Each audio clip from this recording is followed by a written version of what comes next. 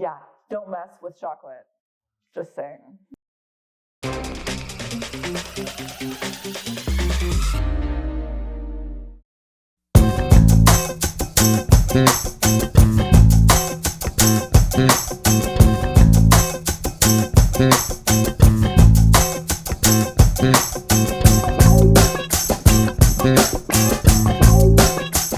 So with Austria, it's the pumpkin seed oil, which I really love.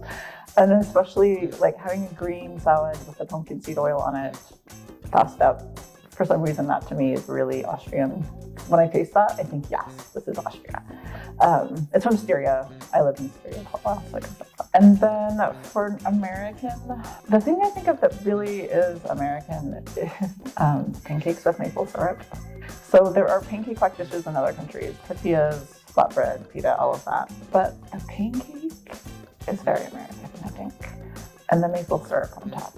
So those are the things, and they probably do sort of relate to culture and history of those places, but it's the taste. Like those tastes I associate with those places.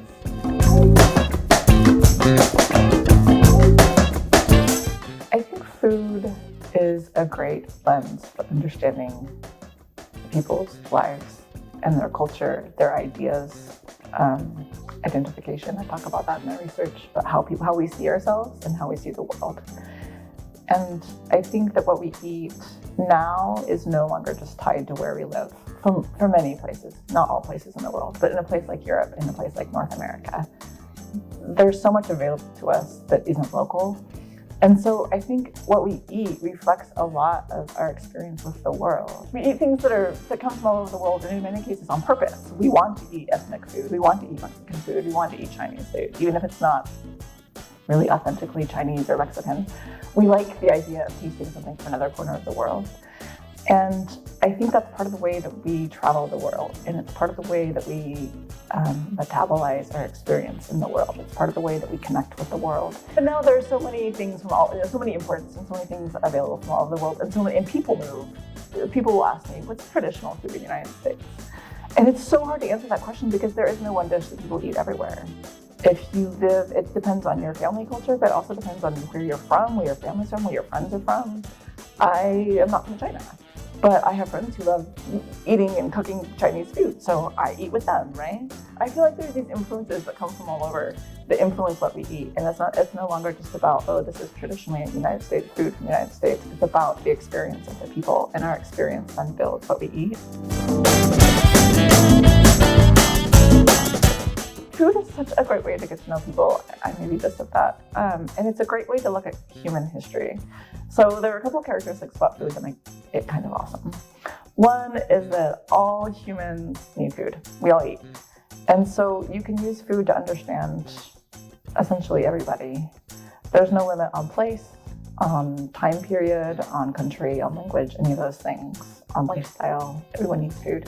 And also people get excited about food. We like our food.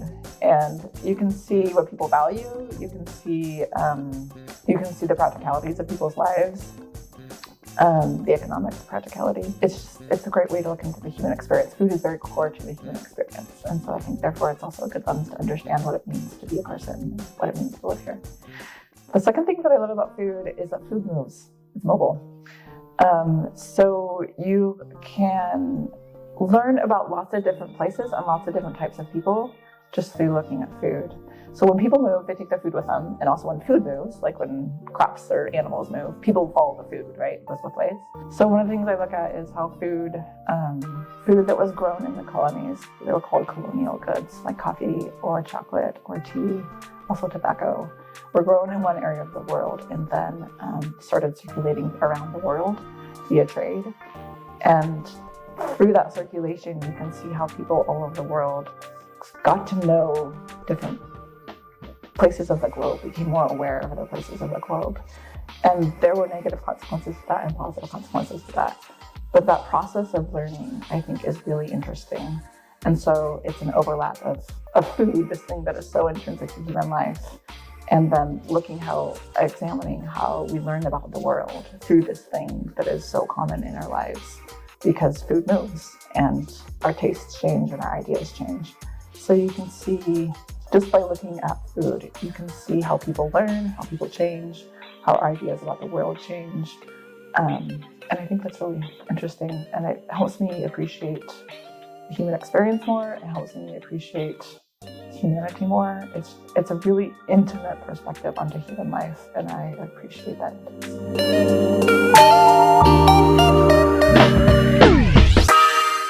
So the decision to study Austria specifically was really a reflection of my personal background and interests, having studied German and having lived here.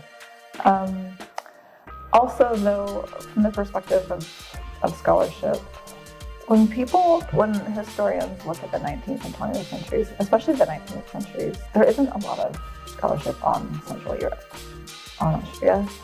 There isn't a lot of variety in the scholarship on Austria. And so I wanted to do something different. And I like Austria, I speak the language, I love living here. And it was also a way to do a project that was new and different compared to what's already been done in the field.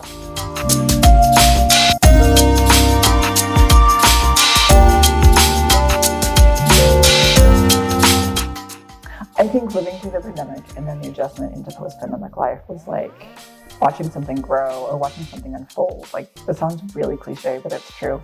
Like watching a flower unfold or watching like a cabbage unfold. Because you could see how slowly people started to engage more in public life. So at the very beginning, so in the middle of the pandemic, like when I very first got here, I'd go into the city center, down to Stephansplatz or anywhere in the first district, and there were almost no people there. There were people walking their dogs and people getting out for fresh air, of course, but it wasn't crowded at all. And then you could slowly as things opened, you could see like more and more people on the streets. You could see like locals were coming out, and then after travel opened up, you could tell that there were more visitors and more tourists. There was more noise on the street, like people talking. It just opened up slowly like this. And it was interesting to see people come out more. And it took a lot longer than just the rules. I think it took a lot more. It took a couple of years. It's taken, I think, this entire last year since the mask mandate was lifted, I feel like has been even like a process of people coming out of themselves and coming, getting into life again. But it was just, anyway, just seeing things unfold and seeing people come out again, as a historian, as an observer of human nature and human life, it really taught me a lot about people and how much we like being with other people, how much we missed it, and how much we are drawn to that interaction and how much we need it.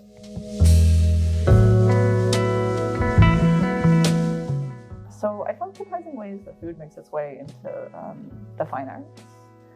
So there was a concerto about chocolate that was written, I think maybe in the early 19th century, which I had never heard of before. There was a priest in the 1700s who wrote his dissertation on chocolate.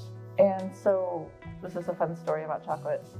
In Austria, there are lots of fast days, traditionally, and which meant about 50% of the days during the year, people, if you followed the rules of fast days by the Catholic Church, because Austria is such a strongly Catholic country culturally, and so there are a lot of fast days, which means that about 50% of the year people had a restricted diet. The point is, priests, who obviously follow the rules of fast days, really liked chocolate, and it was something that they were allowed to eat on fast days. So there was a priest in the 1700s who had the audacity to suggest that eating chocolate violated the vow of chastity that priests take because of the way that it affects your emotions. So eating chocolate is often associated with sensual experiences. But priests really liked eating chocolate. So this dissertation was really unpopular because he was suggesting that this food that they really liked to eat and could eat on fast days when so much of their diet was restricted was violating their vows. So when he defended his dissertation in front of the committee, people were so angry that his dissertation advisor, who was also a priest, was defrocked and kicked out of the church because they were upset about the dissertation. Yeah, don't mess with chocolate. Just saying.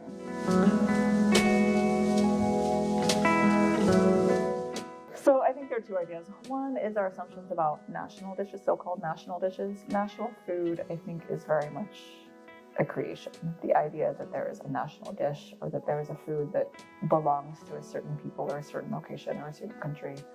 Food moves, people move, food changes. So I think that those are often stereotypes that we use for tourism and marketing, but really don't have a lot of historical foundation. So that's one thing, is sort of the myth of national dishes. The second thing, though, is how global food is. How much of what we eat comes from other places. How much we are getting to know the world through the food that we eat. Sometimes unintentionally, and often intentionally, right? We want to eat, like I said before, we like to eat ethnic food to get to know other places. When we travel, we love to try food in those places. When I tell people that I live in Austria, often one of their first questions is, oh, what's the food like? Or what's your favorite food there? So I think that's maybe part of it too, is how food helps us get to know the world and how global it is. Sounds trite, but it's true.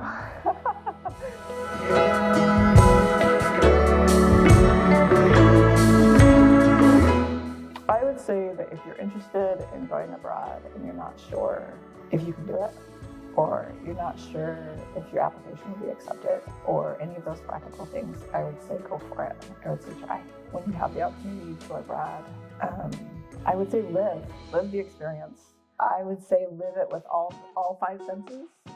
Living abroad is a really entertaining experience. There are things about it that are really fun and that are easy to like. And there are things about it that are hard and that make you feel vulnerable and that are uncomfortable. And I would say embrace both and do both. Allowing ourselves to experience that full range of emotions and feelings and exposure is what makes it so enriching and so valuable. I would say question your assumptions. Be willing to look yourself in the mirror, and if you need to change, then change. If you want to change, look at the way you see the world and think about it. I would say take what you learned from that experience, take it back with you to wherever you go, or if you stay, keep it with you. Take it into your life and use it. Have it be something that you use in your life that is active, that shapes your perspective, that shapes your experience, that shapes how you treat other people. I would say don't be afraid to speak the language, even if you don't speak it perfectly. Focus more on communicating with people and less on saying things perfectly. People most of the time are willing to help, to meet you halfway. They just want to understand you. They don't want it to be perfect. They just want to connect with you. So be willing to do that.